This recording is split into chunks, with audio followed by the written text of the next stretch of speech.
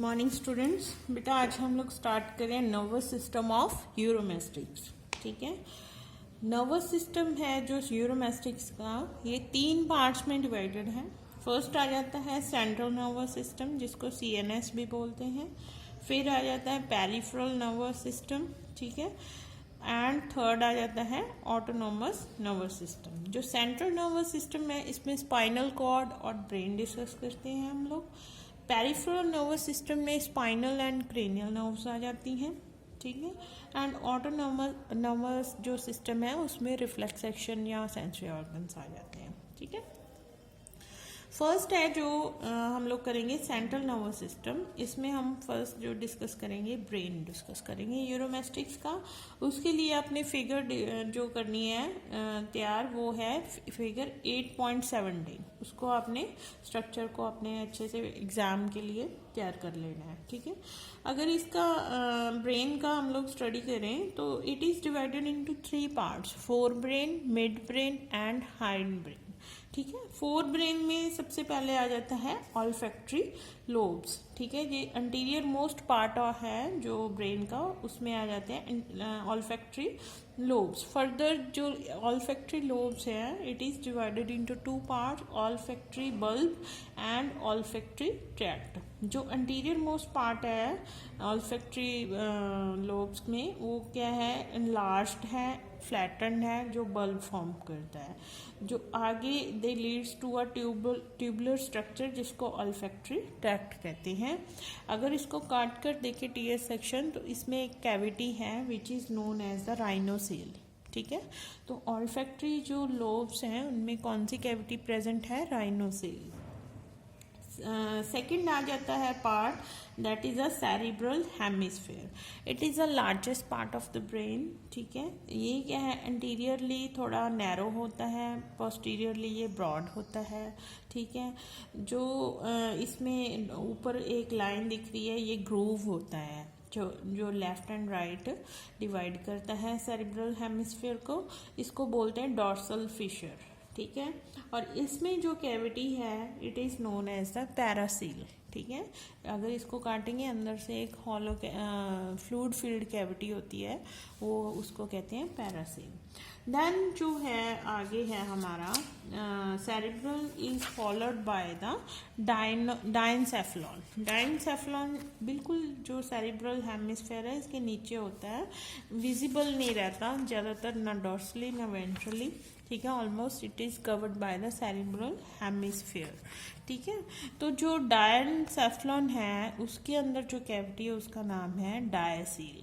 ठीक है जी, ये जो डायसील है ये सेरिब्रल हेमिस्फीयर की जो कैविटी है उसके थ्रू आपस में ये कम्युनिकेट करते रहते हैं। ठीक है, तो जो रूफ ऑफ द डायनसेफलॉन स्ट्रक्चर है उसको एपिथैलेमस कहते हैं, जो फ्लोर है उसको हाइपोथैलेमस कहते हैं, और जो साइड्स है उसकी जो कैविटी है डायनसेफलन में उसको कहते हैं ऑप्टिक थैलेमस। ये आपने टर्म्स लर्न कर लेनी है, कौन सा फ्लोर है, कौन सा रूफ है और कौन सी साइड वॉल्स को क्या कहते हैं। ठीक है, तो ये सारा है डायनसेफलन के बारे में। नेक्स्ट जो आ जाता है हमारा second part of the brain that is a mid brain. ठीक है, मिड ब्रेन में आ जाते हैं first optic lobes. Optic lobes अगर स्ट्रक्चर में देखें ये राउंड ओवल स्ट्रक्चर हैं, स्मूथ स्ट्रक्चर्स हैं ये।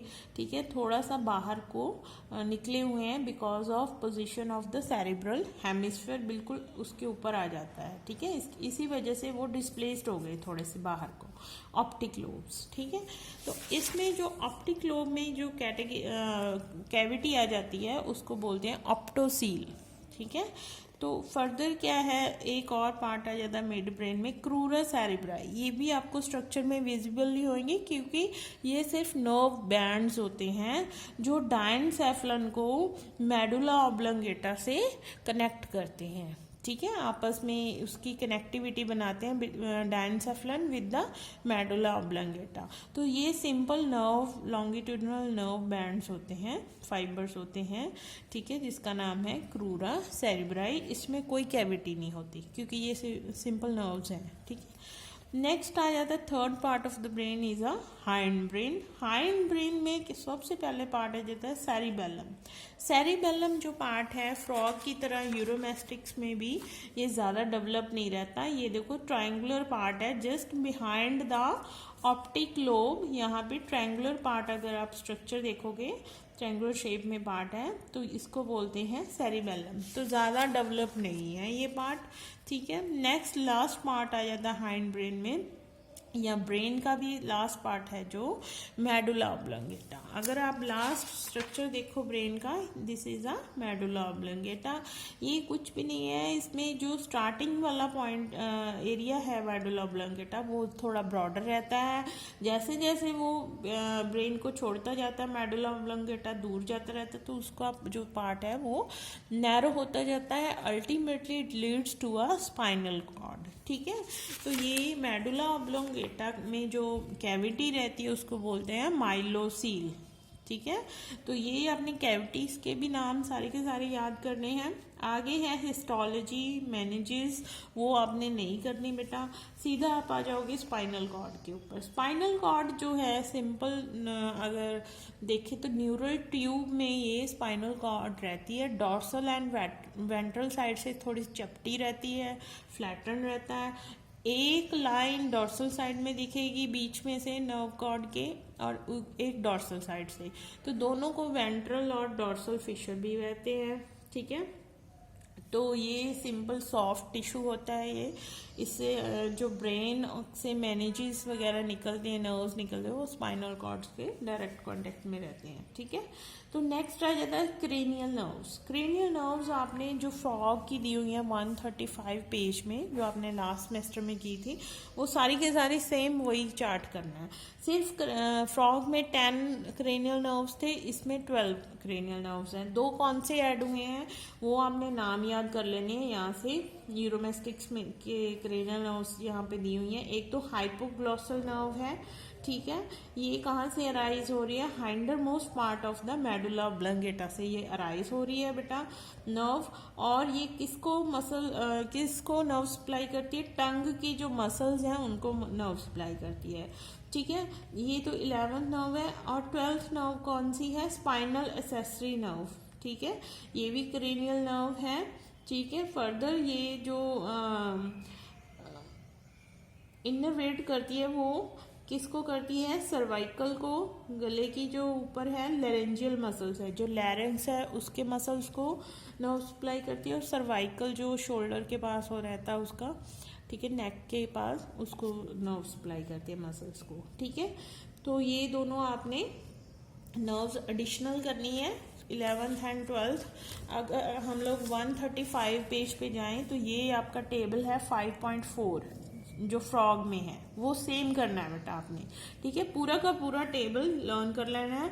यहाँ पे आपने ऐड कर लेनी है 11th and 12th nerve from the Uromastix, जो अभी मैंने आपको पहले बताई हैं दोनों, ठीक है। तो ये आपने पहले भी पढ़ा हुआ पिछले सेमेस्टर में, अभी भी ये पूरा का पूरा आपने चार्ट लर्न कर लेना है, ठीक है। कोई दिक्कत आ रही है तो उसमें आप मुझसे डिस्कस करोगे। इसमें फर्स्ट अगर हम लोग देखें टेबल में क्या हुआ है, नेम ऑफ द नर्व दी हुई है, फिर ओरिजिन दिया हुआ है, ब्रेन के कौन से पार्ट से ये नर्व है जो ओरिजिनेट हो रही है, फिर उसकी डिस्ट्रीब्यूशन दी हुई है, कौन से बॉडी के पार्ट को वो अपनी सप्लाई दे रही है नर्व, ठीक है।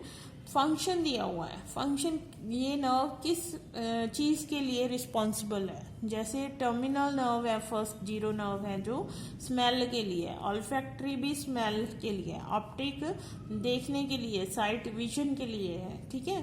तो नेचर आप अगर करना है तो कर सकते हो, नहीं स्किप भी कर सकते हो ये चीज़, ठीक है। ये ऑप्शनल है, नेचर ऑफ द नर्व। बाकी आपने 4 जो कॉलम्स हैं, name of the nerve, origin, distribution and function, वो बेटा एज सच लर्न कर लेने हैं, ठीक है। ड्रॉ करके देखो, टेबल बना के देखो, तभी जाके लर्न होंगे।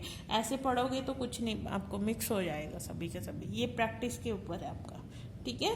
तो इसी के साथ बेटा जो आपका नर्वस सिस्टम ऑफ यूरोमेस्टिक्स है वो आज कंप्लीट होता है। उसके बाद हम लोग आगे इसके सेंस ऑर्गन्स जो है यूरोमेस्टिक्स के वो स्टार्ट करेंगे, जैसे आई है, ईयर है, वो सभी, ठीक है।